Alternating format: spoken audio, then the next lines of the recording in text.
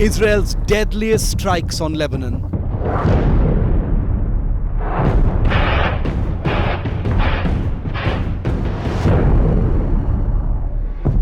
Nearly 500 killed in airstrikes. When we heard the explosions, I was a bit fearful, more than usual, because it's very loud and there's no alarms.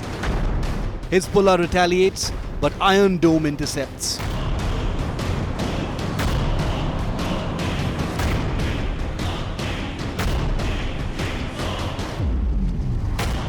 Netanyahu's big warning to Lebanese civilians. The IDF has warned you to get out of harm's way. I urge you, take this warning seriously. Don't let Hezbollah endanger your lives and the lives of your loved ones. Israel declares state of emergency.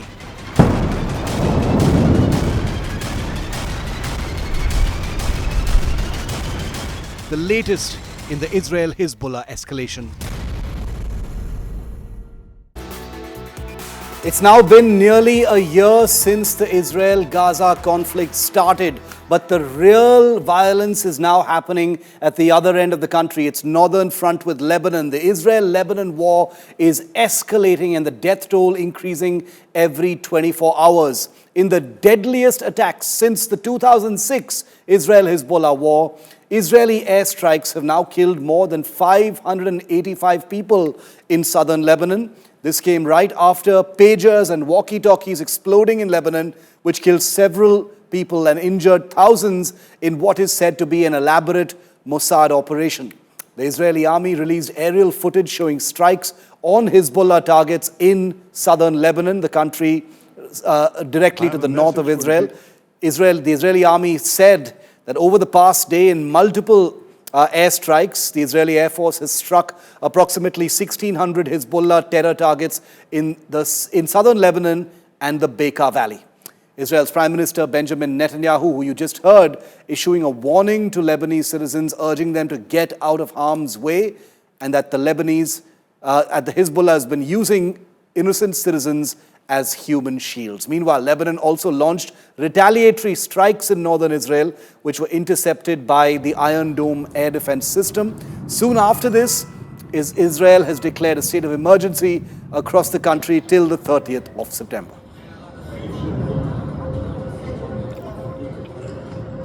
I have a message for the people of Lebanon. Israel's war is not with you. It's with Hezbollah. For too long, Hezbollah has been using you as human shields. It placed rockets in your living rooms and missiles in your garage. Those rockets and missiles are aimed directly at our cities, directly at our citizens. To defend our people against Hezbollah strikes, we must take out those weapons. Now, starting this morning, the IDF has warned you to get out of harm's way.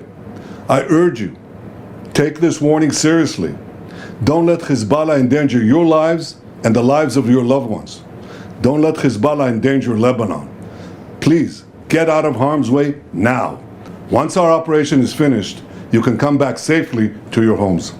As I speak to you, before you, our people in Gaza are enduring one of the darkest chapters in modern history.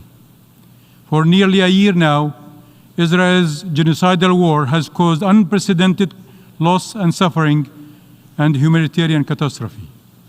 At the same time, our people in the West Bank, including East Jerusalem, continue to face systemic threats driven by the escalating settlers' violence, military raids, movement restrictions, and financial siege, withholding of Palestinian tax revenues.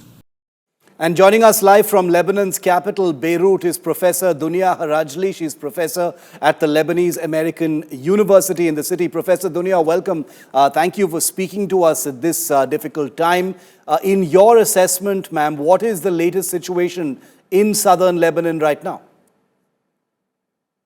Actually, the situation is very, very complex. It's deeply troubling. Violence, displacement, suffering. In just 24 hours, we have over 558 martyrs, among them 50 children and 40 women. Almost 2,000 people are wounded, and almost 1 million are being displaced right now. They are internal refugees And it's truly heartbreaking because those fleeing the violence, those fleeing the massacres are left homeless, vulnerable.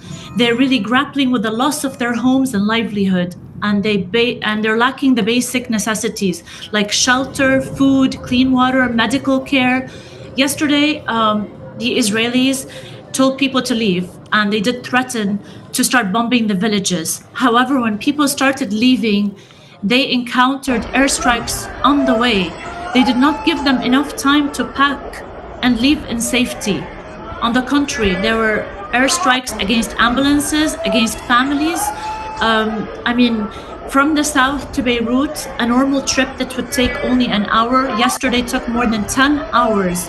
With all places shut down, people were left stranded in a horrific traffic with no access to water, food, and that in itself is suffering. Today, they are all over Beirut.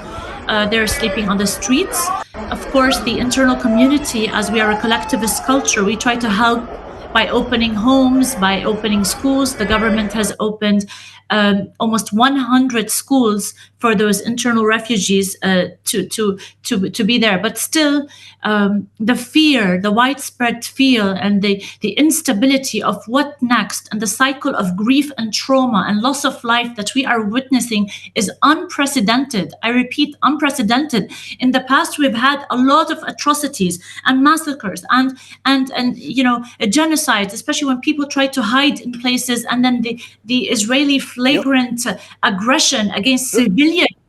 Professor Harajli, are you saying that a million people have been displaced in Lebanon?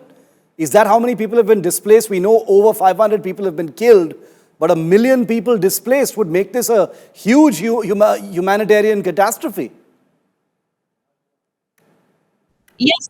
Right now, we have almost 1 million refugees from the rural areas coming to the urban areas, and we cannot accommodate all of them. We have many people in the streets sleeping in cars, and those are people that live, their livelihood is the village. Put aside that until 3 days ago, we had a $6 billion fee of economic impact of the land that has been destroyed by airstrikes, the agriculture, the infrastructure. Everything already is in complete, if you want, disarray and chaos. And add to it right now the internal refugees that are coming to the cities. And already, let's put it in the context that the Lebanese government is already struggling. In the past 4 years, we've had every single kind of crisis you can think of. The political crisis, financial, economic, demographic, the Beirut explosion, of course, with the corona, all together, and the inflation and the loss of money of the people in the bank. So already you're talking about a population that's already poor. Professor Dunya Harajli, thank you very much for speaking to India today. A very troubling time in your country, Lebanon. We will keep in touch. We will get more inputs from you on this unfolding story. But 1 million people displaced, says an academic from Lebanon. And the fact that 580 or more people have been killed, many of them children, means that this is a fresh flashpoint in this crisis so far. We've got some more breaking news coming in on this story.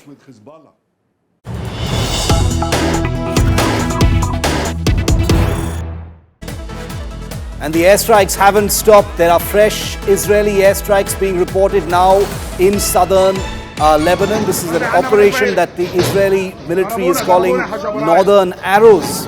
They're continuing to strike Hezbollah targets. The death toll mounts to over 580 in Lebanon. The IDF, that's the Israeli Defense Force, is now targeting Lebanon's capital of Beirut as well. That's the latest that we're getting in right now. I want to bring in India today's Gaurav Sawant for more on this story. Gaurav, Operation Northern Arrows, this is territory that is not unfamiliar to Israel. Israel has invaded Lebanon twice in the past.